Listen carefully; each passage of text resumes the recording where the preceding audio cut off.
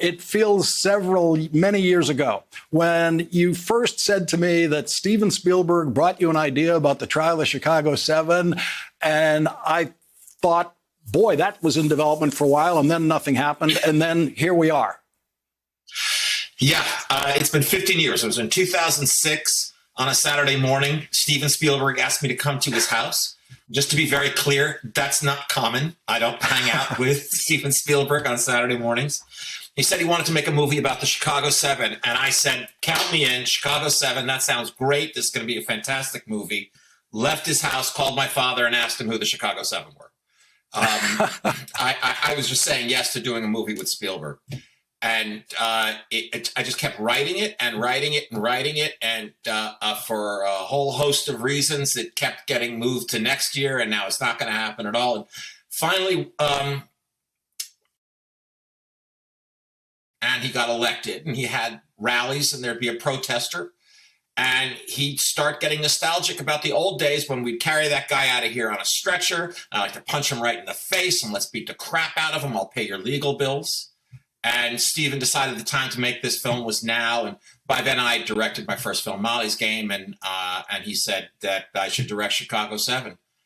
So we thought the film was plenty relevant last winter when we were making it. We didn't need it to get more relevant, but it did, obviously, in May with the killings of George Floyd and Breonna Taylor. Protesters took to the streets all over America. And in a number of those cities, the protesters were met again by riot clubs and tear gas. And then finally on January 6th, Donald Trump stood at a microphone and did exactly what the Chicago 7 were on trial for doing.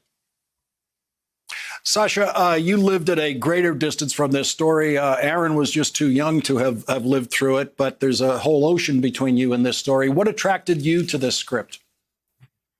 Well, I'd first heard about Abbie Hoffman when I was a student in Cambridge, researching the Jewish-Black Alliance in the 60s and looking at Jewish left-wing students who went down south to fight against systemic racism. Abbie was one of those. And that group of students became the epicenter of the anti-Vietnam War movement. And so, yeah, I knew about this from the age of 20. Then I also heard that Spielberg was making this movie, called him up and cheekily asked whether I could audition. Well, that worked out. Let's listen to what Jerry Rubin said during the trial. As I say, it's in a way I want to laugh because the story is kind of exciting. I think we ought to make a movie and have Pearson be the director of the film because it's a great story. The waste, the whole thing, the diary. It's really right out of the Latin American revolutions and right out of James Bond and everything. And Pearson's quite a hero. I dig it. I sat there saying, now if this were all a dream, it'd be great. Sacha, did you study a lot of video like that of the characters in this movie? Oh, yeah. I mean, this was an intimidating character to try and portray. You're portraying somebody who's real, somebody that people know about, and that many people alive now actually knew. So I got hold of every bit of video that I could get from him. I read all his books. I managed to track down radio of some of his stand-up tours. He was a huge fan of Lenny Bruce and kind of aped his comical style. So, yeah, I try to get everything I could. And obviously trying to master the accent, being an Englishman, was a challenge because he's born in Boston, but was educated in Brandeis and Berkeley. So, it was tough. And I'm half a foot taller than him. Yes, there's that. I couldn't do anything about that. Well, you had your director to fix that for you, the whole height problem. Aaron, I got a tweet sent to me before the show tonight. This is not someone I know.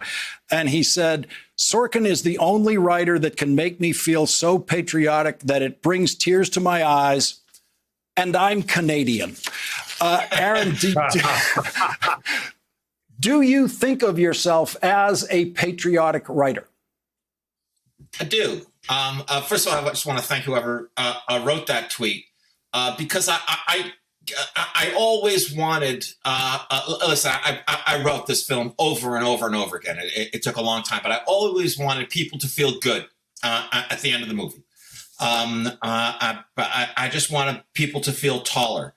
And I think that they do. And listen, you know, from the time we spent together on the West Wing, that I like reclaiming the idea of patriotism from the silly idea of patriotism. You know, just flag waving, that kind of nonsense.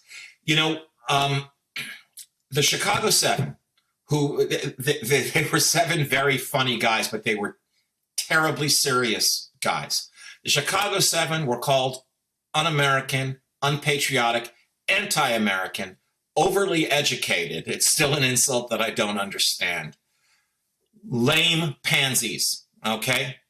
Well, they were anything but lame. They risked their lives. They risked 10 years in federal prison in order to, today it's widely accepted that the protests that they led and the thousands of others who protested with them hastened the end of this disastrous war. So I would just say, put them up next to senators who are unwilling to risk having a primary opponent. Tell me who the patriots are. Hey, thanks for watching our YouTube channel. You should know that you can follow today's top stories and breaking news and catch up on your favorite MSNBC shows all in one place. Download the NBC News app today.